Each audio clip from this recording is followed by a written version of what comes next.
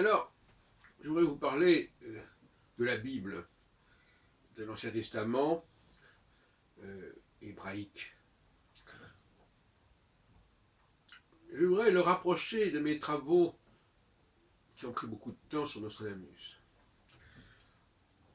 Mon apport à la recherche astronomologique aura été de montrer que des périodes postérieures à la vie de Nostradamus pouvaient éclairer la vie de Nostradamus et surtout pouvaient éclairer son œuvre. Parce qu'on pourrait dire, bon, après tout, peu importe ce qui s'est produit, ce qui a été édité après la mort de Nostradamus, c'est hors sujet, si on peut dire. Bon. Et ce serait bien imprudent de procéder ainsi, et ça l'a été d'ailleurs, parce qu'on s'aperçoit à un moment donné que ce qui paraît 20 ou 30 ans après la mort de Nostradamus éclaire au contraire l'œuvre de Nostradamus, et notamment elle éclaire en montrant qu'il y a eu des éditions antidatées et des contrefaçons. Et qu'en réalité, la mise en chantier des centuries daterait des années 80, 1580, donc une quinzaine d'années après la mort de Nostradamus. Bon. Et dans le cas de la Bible, il en est un peu de la même façon. Et moi-même, j'ai été victime pendant quelque temps des mêmes erreurs que j'avais moi-même condamnées pour Nostradamus, à savoir que le corpus prophétique, c'est-à-dire le deuxième volet du triptyque qui constitue l'Ancien Testament, avec la Torah en premier et les hagiographes en troisième, on pourrait dire, oh oui, bon, finalement, on n'est pas obligé de l'étudier, les prophètes, bon, etc. On a le Pentateuque, c'est bien suffisant. Jusqu'à ce qu'on s'aperçoive qu'en fin de compte, il y a dans les prophètes, et notamment chez Isaïe et chez Jérémie, que j'ai particulièrement étudié, mais je suis encore en train de les étudier, et d'autres encore, il y a chez les prophètes des éléments qui nous renvoient de manière assez insolite au Pentateuque. Et dont on peut penser même qu'ils ont marqué le Pentateuque. Donc comment ce qui vient après peut-il marquer ce qui vient avant? Grande question. Eh bien, ça peut marquer tout simplement quand la rédaction finale de ce qui était avant aura été marquée par ce qui a été développé par la suite. Bon. Donc on a le même schéma que pour Nostradamus, à savoir que c'est les périodes plus tardives qui éclairent les périodes soi-disant les plus anciennes. Alors, je voudrais donc reconsidérer ce que j'ai pu dire jusqu'à présent à la lumière justement de mes lectures de Isaïe et de Jérémie. Je n'ai pas l'intention de le faire trop longuement ici, je réserve ça pour d'autres occasions, soit au niveau d'autres vidéos, soit au niveau d'écriture de mes travaux qui avancent dans ce sens.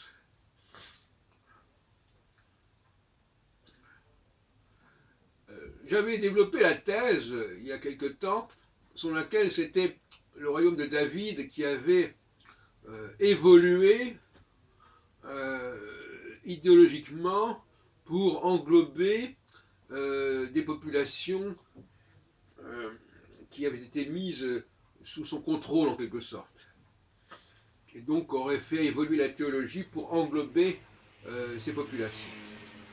Ma position actuelle à la lecture de Isaïe et surtout peut-être de Jérémie a changé, singulièrement changé. À savoir que désormais ma thèse est l'inverse.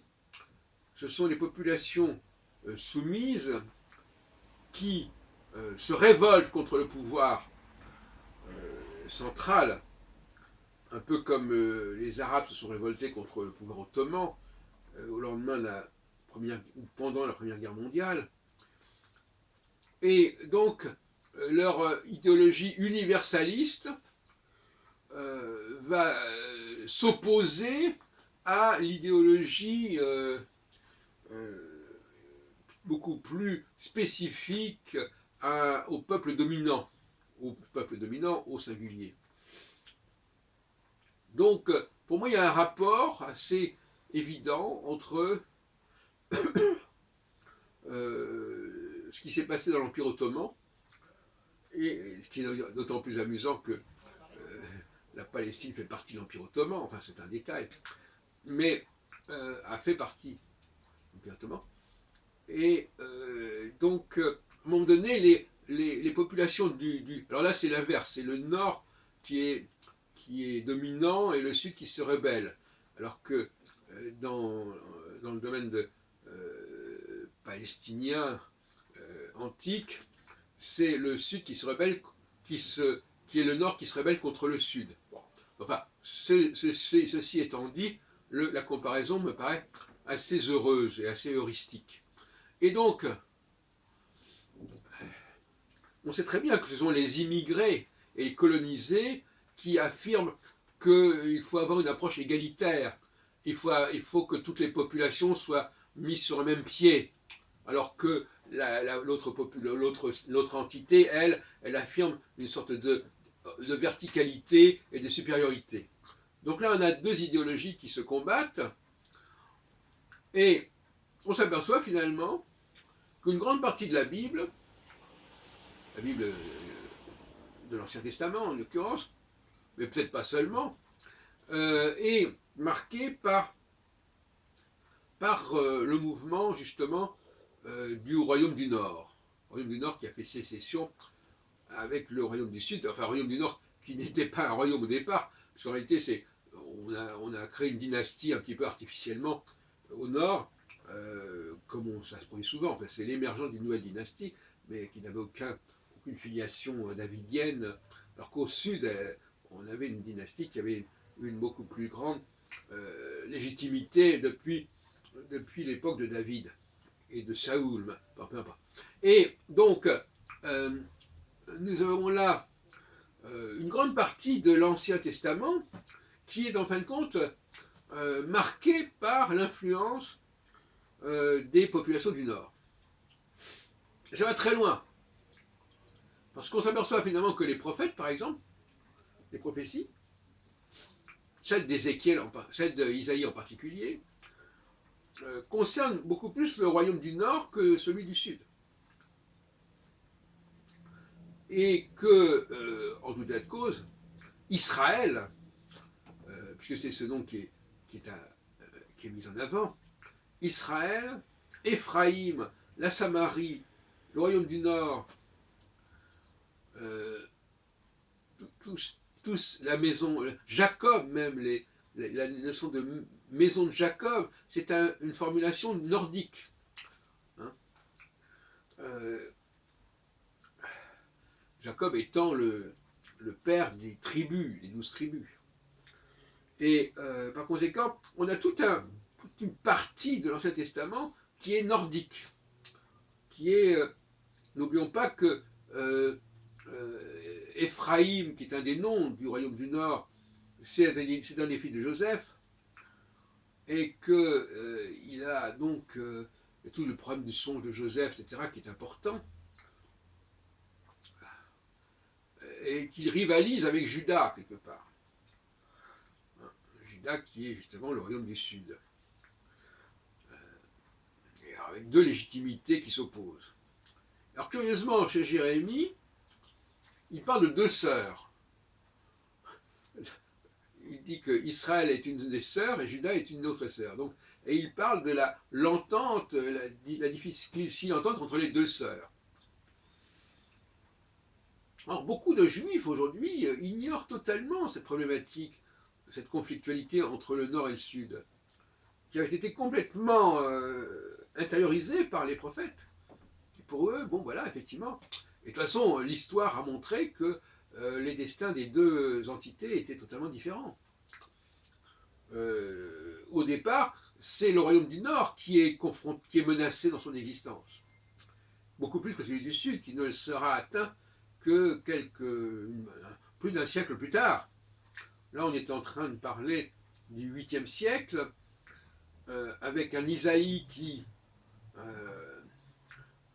annonce la naissance d'un certain Emmanuel, qui n'aura même pas à atteindre l'âge de raison où on distingue le vrai du faux, le bon du bien, que déjà les royaumes de Juda et d'Israël auront été menacés et anéantis.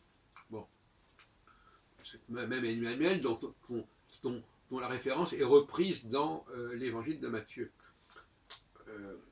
Avec la référence aussi alors Joseph pense à un sauveur qui s'appellera donc Jésus, Yeshua, mais en même temps on fait référence à ce passage d'Isaïe sur Emmanuel. Enfin, je ferme la parenthèse.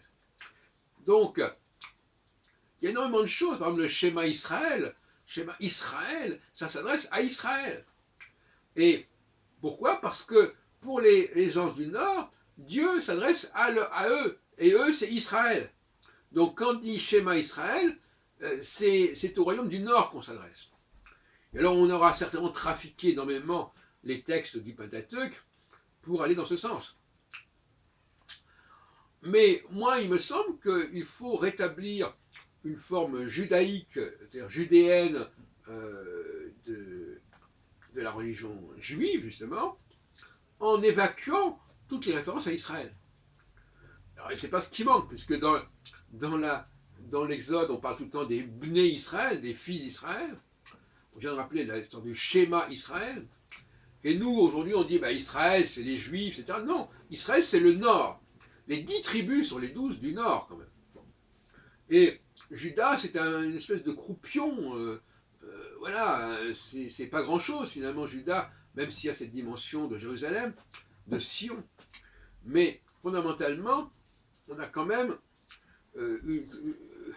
sur les 12 tribus, il y en a quand même 10 qui sont dans la rébellion contre le pouvoir davidien et qui, à mon avis, ne sont même pas juives en propre. Et c'est intéressant parce qu'on a quand même ce phénomène de Judas dans les évangiles, et c'est quand même pas par hasard que ce Judas est un traître, etc. etc. Donc c'est pas du tout par hasard. Et par conséquent, il y a aussi un anti-judéisme ou judaïsme qui émane du royaume du Nord contre le royaume du Sud. N'oublions pas aussi que au 8e siècle, le royaume du Nord s'est allié aux Assyriens pour essayer de conquérir Jérusalem et donc d'unifier tout le pays. Mais au lendemain de la mort de Salomon, il y a bien un schisme, une sécession, un peu comme il se serait produit si la guerre de sécession avait abouti à la séparation entre le Nord et le Sud des États-Unis d'Amérique. Et donc, je voudrais donner un exemple assez frappant. À un moment donné, dans Isaïe, on dit c'est Dieu qui créa le ciel et la terre, voyez-vous. Je donnerai les références par la suite une autre fois. C'est exactement la même formule qui commence la Genèse, l'Ancien Testament. Et donc on peut se demander si, j'ai toujours pensé d'ailleurs, si ce n'est pas un élément qui a été récupéré d'Isaïe et qu'on a mis au début du Pentateuque. Parce qu'il ne faudrait pas simplifier les choses en disant le Pentateuque c'est Judas et les prophètes c'est Israël. Non. Il se trouve qu'en réalité c'est la totalité du Pentateuque et des prophéties qui a été repensée, réactivée. Même l'idée d'un Jacob qui prend le nom d'Israël, c'est pas neutre non plus. Hein. Bon, pourquoi on le fait appeler Israël? Parce que c'est le royaume d'Israël qui est au centre du système. Alors, il y a même la question qui se pose, c'est la question d'Ésaü. Pourquoi cet Ésaü, qui est l'autre fils d'Isaac, et dont on nous dit je ne sais pas quoi, alors qu'en fin de compte, il a tout à fait sa légitimité, en tout cas en tant que juif. Pourquoi on en fait l'ancêtre de je ne sais pas quoi, etc. Donc là, à mon avis, là, il y a aussi un problème. Parce que Jacob, justement, c'est le personnage qui renvoie au royaume d'Israël, et Ésaü, c'est plutôt le personnage qui, justement, alors le droit d'aînesse, justement, alors le droit d'aînesse, qui perd le droit d'aînesse, Ésaü perd le droit d'aînesse en faveur de Jacob, comme façon, on pourrait dire que la Judée perd son droit d'aînesse, de la domination, en faveur d'Israël. Donc on pourrait aussi se poser des questions de ce genre-là. Et en l'occurrence, il est assez fâcheux de voir que le nouvel État d'Israël, qui a été créé en 1948, a pris le nom justement d'Israël, qui est un nom quand même extrêmement ambigu. Et j'ai l'impression que les fondateurs de cet État, quand ils ont choisi ce nom-là, ne savaient pas très bien ce qu'ils faisaient. Parce que quand même la notion de juif, de Jude en allemand, bon, on aurait pu mettre l'accent sur cette judéité plutôt que sur le nom d'Israël, qui est un nom extrêmement ambivalent et dont on n'avait pas tout à fait aperçu la problématique. Et à mon avis, alors là c'est une réflexion comme ça, mais à mon avis c'est peut-être pas très heureux d'avoir appelé cet État l'État d'Israël. C'est peut-être pas une très bonne idée, et on pourrait s'interroger si ça n'a pas eu des effets négatifs quelque part au niveau, pas au niveau, au niveau spirituel, je dirais. Alors, je reviendrai certainement au fur et à mesure de mes travaux sur cette question-là, avec des citations, mais on est frappé par le fait que, à certains moments même, j'ai retrouvé un passage où, à la limite, Dieu dit que son peuple, c'est le peuple d'Israël, et accessoirement, le royaume de Juda, accessoirement. Donc, j'avais déjà laissé pressentir ça, puisque j'avais déjà réfléchi là-dessus. On savait très bien qu'il y avait des versions de la Bible qui venaient du royaume du Nord, et qu'à un moment donné, on avait essayé de faire une sorte de mélange entre les deux. Bon. Et effectivement, il y a des passages dans l'Ancien Testament, dans le Pentateuque, qui ne sont pas du tout de type Israël, mais ça cohabite avec d'autres choses. Donc on a une sorte de syncrétisme entre la version de Judée et la version d'Israël qui marque complètement le Pentateuque. Alors il faut élaguer, il faut séparer le bon grain de l'ivraie, mais il faut bien comprendre que cette Bible, elle est essentiellement, malgré tout, elle est, à part quelques références qui sont reprises d'une autre tradition plus ancienne, mais elle est complètement marquée par le contexte du royaume d'Israël, y compris donc dans le Pentateuque et surtout y compris dans les prophètes. La question de la Judée ne devient importante qu'avec la disparition du royaume d'Israël. C'est à ce moment-là que tout va se reporter vers la Judée. Mais il ne faut pas se faire d'illusions. La Judée, à l'époque des prophètes, à un moment donné en tout cas, est un élément totalement secondaire. Hein. Et le schéma Israël, c'est bien le schéma Israël. C'est-à-dire, ce schéma, écoute-toi, peuple d'Israël, c'est-à-dire, c'est le royaume d'Israël, c'est le royaume du Nord, et c'est pas le royaume du Sud. Voilà ce que je voulais vous dire, pour montrer que, finalement, la dualité théologique entre une théologie verticale qui passe par Abraham et Isaac et une théologie universelle avec un Dieu universel, on la trouve déjà dans cela, parce que le royaume d'Israël, il est porteur de valeurs universelles, alors que le royaume de Judée, il est porteur de valeurs verticales, dynastiques, hiérarchiques. Ce n'est pas du tout la même conception. Il est évident que le christianisme est issu des valeurs du royaume d'Israël et non pas des valeurs du royaume de Judée. Ça va de soi.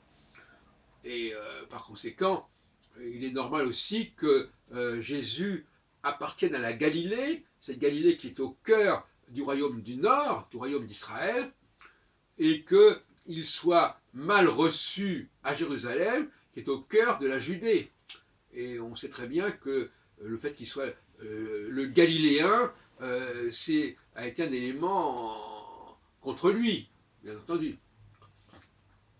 À telle enseigne qu'effectivement, on retrouve dans la crucifixion de Jésus le rejet de tout ce qui vient du royaume d'Israël, du royaume de Samarie, du royaume d'Éphraïm, puisque tous ces noms-là existent.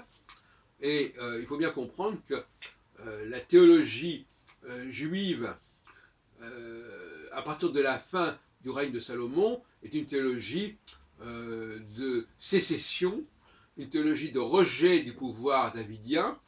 C'est clairement indiqué dans les chroniques, puisque lorsque Roboam est venu discuter avec les tribus du Nord, et qui n'a pas voulu céder sur les revendications qui existaient, eh bien on l'a dit que maison de David, Bey David, voilà, allez vous faire foutre, enfin, je veux dire quelque chose comme ça.